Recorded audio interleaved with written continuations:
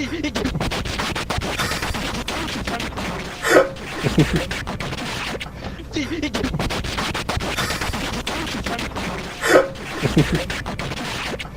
everybody, Black Ninja 797 here, and welcome back to another video. In today's video, we are once again going to be doing another Left 4 Dead 2 ranking video. And this Left 4 Dead 2 ranking video, we are going to be ranking all the NPCs in the Left 4 Dead series.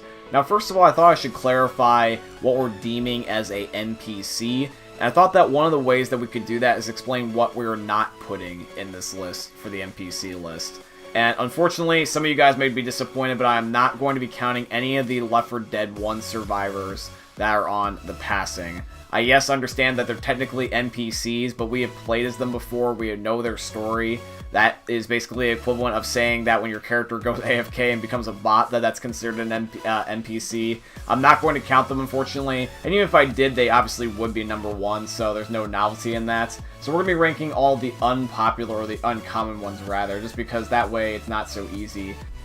So what we're going to be considering a NPC that is valid for this list is going to be any of the AI that is not a playable character that has interactions with the playable characters. So this would be, for example, like any of the pilots that are on the finales, Church Guy, Virgil, stuff like that. Any of those PCs, or sorry, those NPCs that you talk to, those are going to be the ones that we're going to be putting on this list. Obviously, like I said, we would end up putting Zoe, Lewis, and Francis in number 1, 2, and 3, but it'd be too easy, so we're just going to leave them as the exception.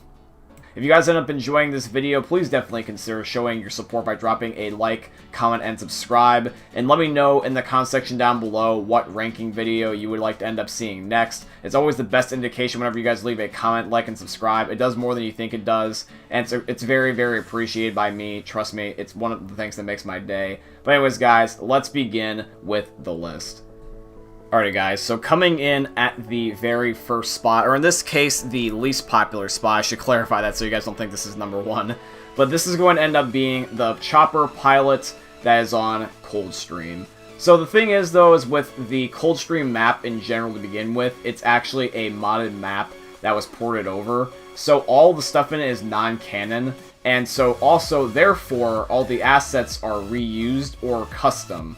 And the pilot that is on Coldstream, if you take a look at his model, he's the exact same as the No Mercy chopper pilot. So essentially, he's essentially the same person, same voice lines, same look, same everything.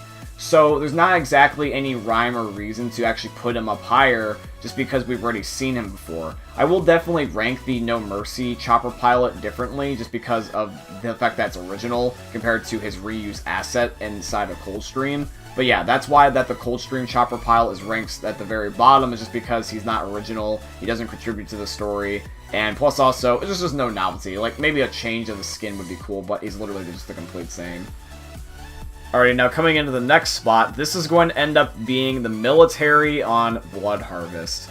So with the military, we all know that if you basically read the comics, essentially, that the military is corrupt. The military basically has decided to give no shits for the survivors, and essentially once they rescue them from Blood Harvest, air quotations rescue, they basically want to end up using them to their advantage, so they're not really good people. Now I understand that you may or may not know that because you may or may not read the comics, but if you read the comics, you basically know that the military is essentially bad guys in the Left 4 Dead series, at least for the Left 4 Dead 1 crew they were. So, where the NPCs come into play, they might sound nice, they might end up sounding like they're good people, and they definitely might have the true, honest intent to be good guys, but they're doing it wrong. So I'm basing it a little bit off of bias from the storyline. I don't necessarily think that's an issue if you just explore more information. I don't think that's completely unfair to just expand upon more rather than just the in-game voice lines from the finale or where the character comes from retrospectively. But honestly, if you only just base it off of just in-game, it does kind of get a little bit harder to rank them because you're not really going off of much. But yeah, guys, for me personally, I'm ranking the military as a whole, just all the military, not one specific guy, by the way, just at the bottom of the list because they're a bag of dicks, and nobody likes the military at the end of the day in the zombie apocalypse because they always seem to be corrupt. Go figure. Alrighty, coming into the next spot, this is the Dead Air Chopper Pilot, or the Dead Air Plane Pilot, rather. I get used to saying Chopper Pilot for a lot of these guys. By the way, fun fact, the chopper pilots are kind of the ones that end up being the NPCs the most. Most of them are chopper pilots. I found that kind of funny looking at the list now. But yeah, so the pilot, or the guy that is on Dead Air's finale, I'm ranking him in the next spot. I personally rank him above the military and Coldstream, just because the military is, like I said, a bag of dicks, and the chopper pilot, or the pilot in general on Dead Air, he seems more like a honest guy. The NPC, based off the voice lines that he has, seems like he genuinely cares about the survivors compared to the military, and also he's contributing to the story because he's not a reused asset like in Coldstream.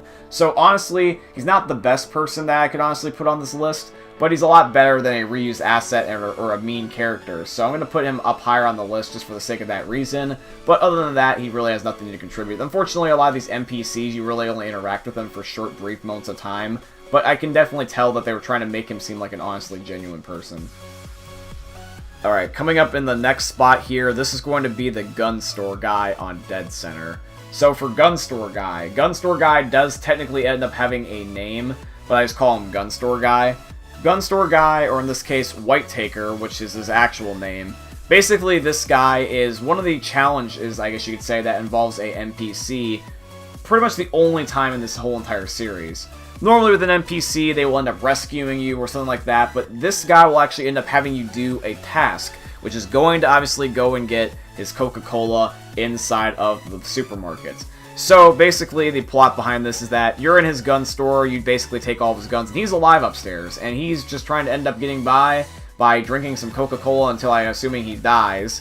So I don't necessarily exactly like this character. He obviously doesn't have necessarily the truest intentions on helping our survivors. He could easily just remove the barricade that's blocking the street, which is what inevitably gets cleared when you end up giving him his Coke.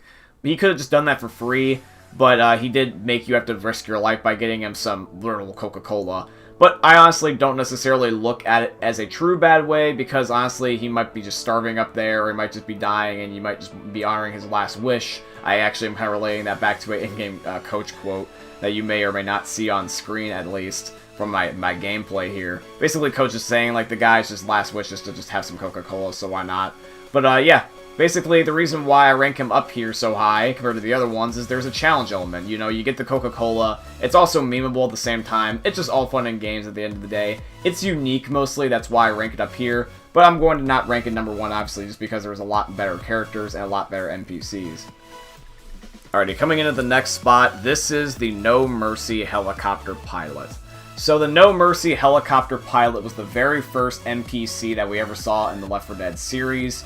If you end up looking up his voice lines on YouTube, you can actually end up hearing some of these genuinely, like, almost empathetic sounding quotes that he has. He genuinely seems like he actually truly cares about the survivors, which is nice to hear, because there obviously is not all the best people in the world in the zombie apocalypse. Some people are really mean, some people are kind of indifferent, but this guy just seemed like he just genuinely cares. And it's unfortunate that he ends up dying from the survivors, unfortunately, at the end of the day, because what happens is that since we're immune, we carry the disease asymptomatically, and we give it to him, so therefore he ends up getting infected and turning. So he ends up dying trying to be a good person, which is honestly a pretty honorable way to go. And I just thank you, Valve, for actually making a likable NPC, rather than like just having a generic one that has just no emotion whatsoever, because a flat character is a boring character. Alrighty, now coming in at the next spot, second to last, I almost ranked him number one, but I have to rank up someone higher just because they deserve it. But coming in at number 2, though, this is going to end up being Church Guy. So with Church Guy, obviously we all know who this bag of nuts and bolts is. This is going to be the crazy lunatic that is in the 3rd chapter of Death Toll inside of the church that rings the bell and tries to end up getting you killed. And he has this famous quote, "Better safe than sorry." This guy is completely freaking nuts. This guy is like Rick from The Walking Dead on Season 5 with also some crystal meth.